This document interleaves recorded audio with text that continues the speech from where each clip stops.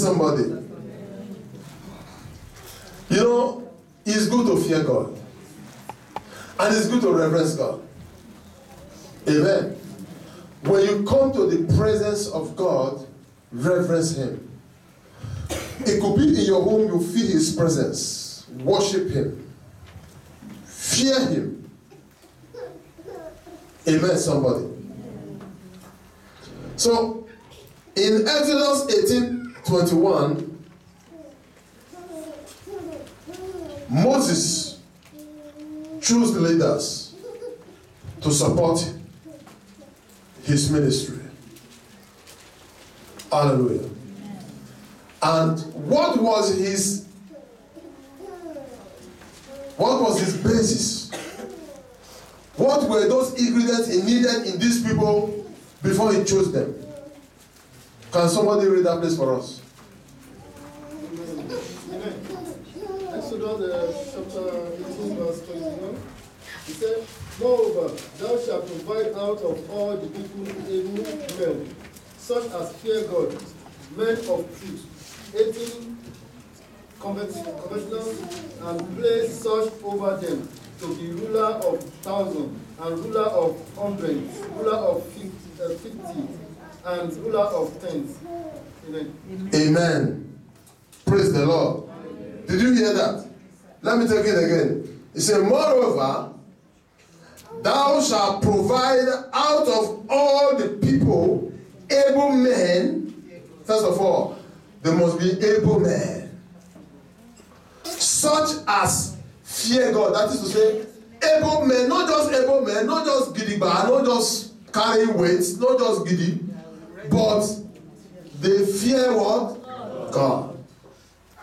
It's the first condition for choosing. Amen. And that is why also here, when we are choosing you, we are looking at how do you fear God. Amen. How do you fear God? So that you will not be choosing people who will be workers in the church, and when somebody is saying, I am doing dedication, you will abdicate your responsibilities in the church, where you are supposed to go and serve God, to go and honor human being, who is doing dedication to honor the world. Because dedication today has been transformed into something else. Dedication is supposed to be a spiritual thing within you and your family. Just like the way you go to church and when we have our whole communion service, we take our communion as brethren in the household of God. It's the same way you bring your son or your daughter to be dedicated. It is not an event where you invite the whole world. People who are not your family members, you don't even need to invite them. Hallelujah. Amen. You are bringing your child to be dedicated to God. You don't need to begin to invite the whole world. Who told you if you don't invite the whole world, the child will not be accepted by God? Who told you that? When I dedicated all my children, I'm not sure I invited anybody outside the church. We just announced it in the church. The child we brought to church, so that was all. Me carry phone to begin to call people outside? No way. Never happened to me. Hallelujah. Brothers and sisters, when you begin to do that, you are no longer honoring God. When you are supposed to have what you are to do for the church, your service for God that day, you left it just to go and honor somebody who say, come and I am doing dedication, come. It's going to be one of on Sunday, I'm going to call out all the workers in the church.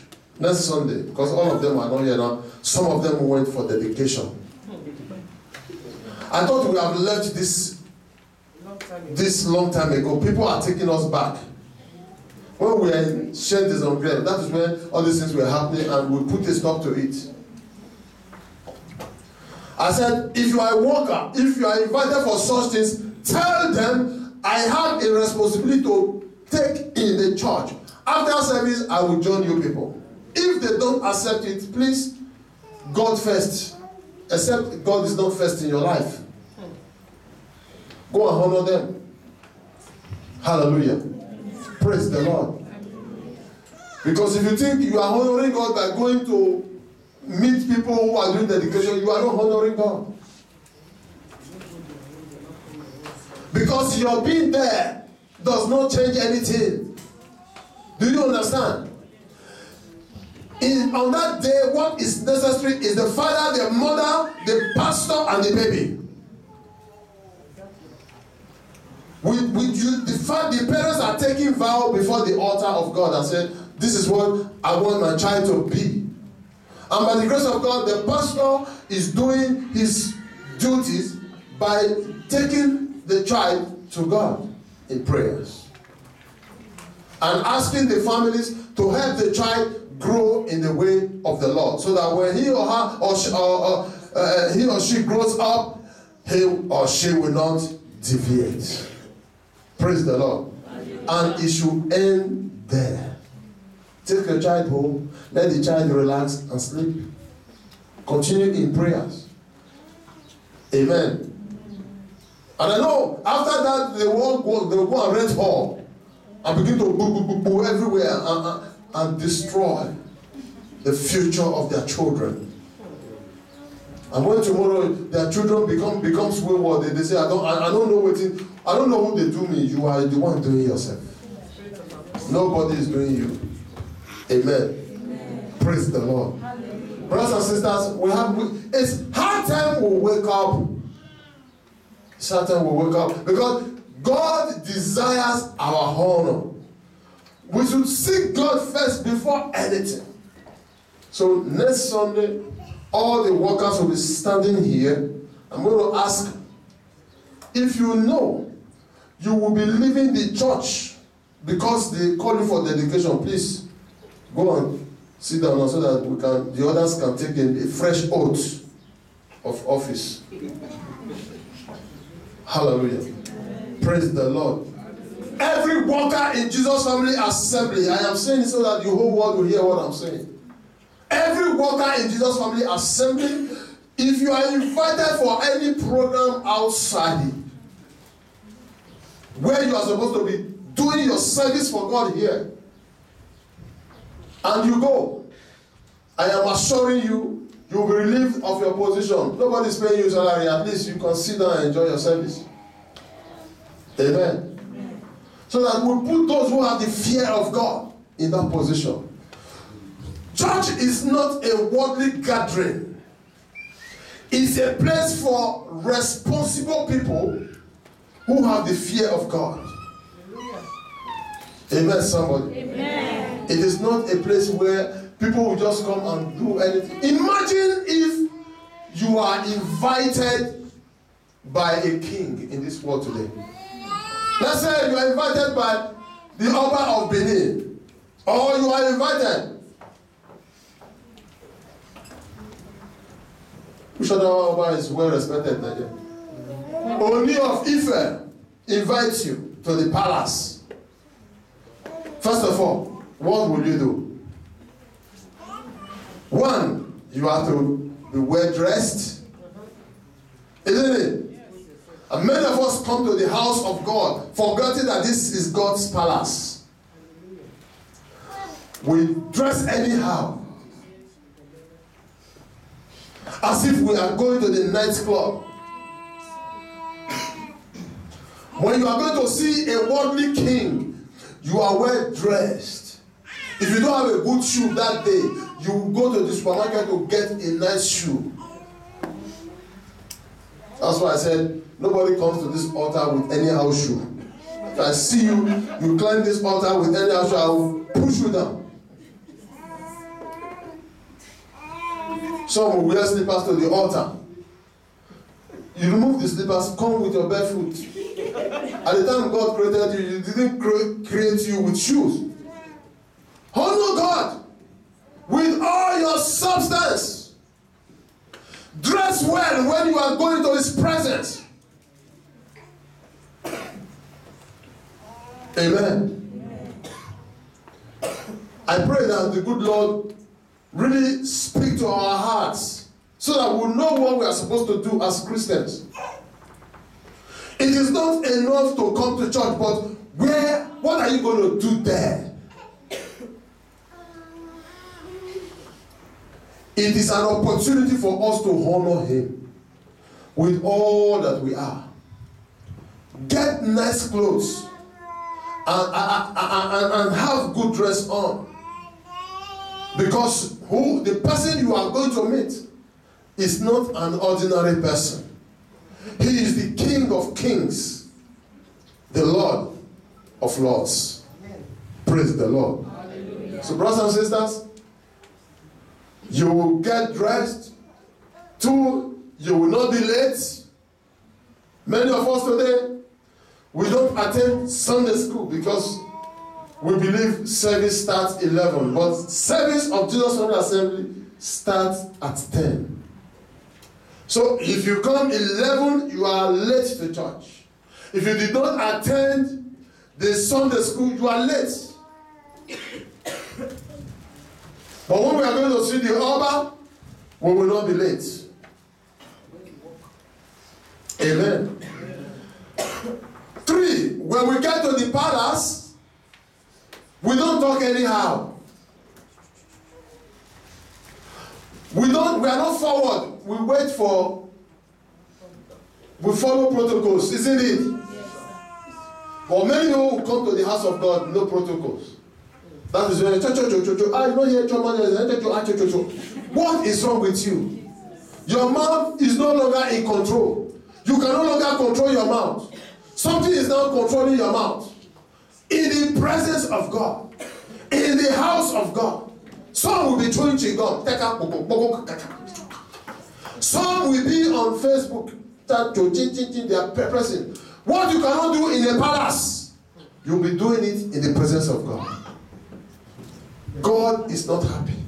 Where is the honor that He so desires? Where is the honor He so desires? Where is the honor due Him?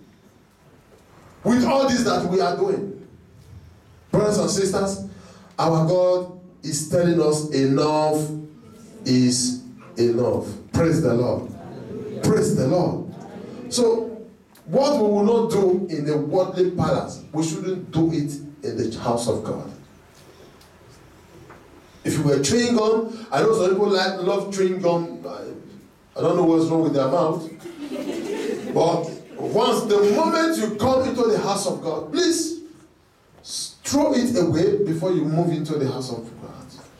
Because right here, many spirits are gathering to honor Him. I don't know if you know you are a spirit. Hello? Do you know you are a spirit? Amen. So many spirits coming together to honor Him. Don't pollute that environment. Praise the Lord. We must honor God with all that we have. The church is not where you come and begin to type. That's why some people are using phone now to disguise and say it's my Bible. And whereas they are not in their Bible, they are chatting with somebody. Yes, we will finish this time. I will be with you later. So when they are. Hallelujah. Some will even be insulting pastors in their chatting. This man said, if you do talk, I don't know when he will finish his preaching today. That one will respond. I know that man. I know me. Brothers and sisters, enough is enough. Amen. We must fear God. We must fear God. And we must not abandon our service for God, for anything. Our service for God must not be abandoned for anything. The first priority should be God and nothing else. Praise the Lord. The reason why many churches shifted marriages away from Sunday is because of this. Because when people are married, a lot of people want to be there. At the end of the day, many churches suffered so many attendance problem. And that's okay, let's be doing it on a Saturday. So that then Sunday, everybody go back to their churches. And now it is dedication that is causing wahala. Maybe they will be doing dedication now on Saturdays. Amen. Praise the Lord. Fearing God means moving closer to God, reverencing Him. Amen. Even Jesus told us that we should not be afraid of people who can only kill our body but cannot kill our soul. But we should be afraid of Him who can destroy both our body and our soul. Praise the Lord. If you read your Matthew chapter 10 verse 28, you see there, you also see Luke 12 verse 5. Fear only the God that can destroy both your body and your soul. You see, one of the reasons why I'm not afraid, I know that no man can destroy my soul. No man. That's why they say this man doesn't fear anything. Now so, why? Because you can only kill this body.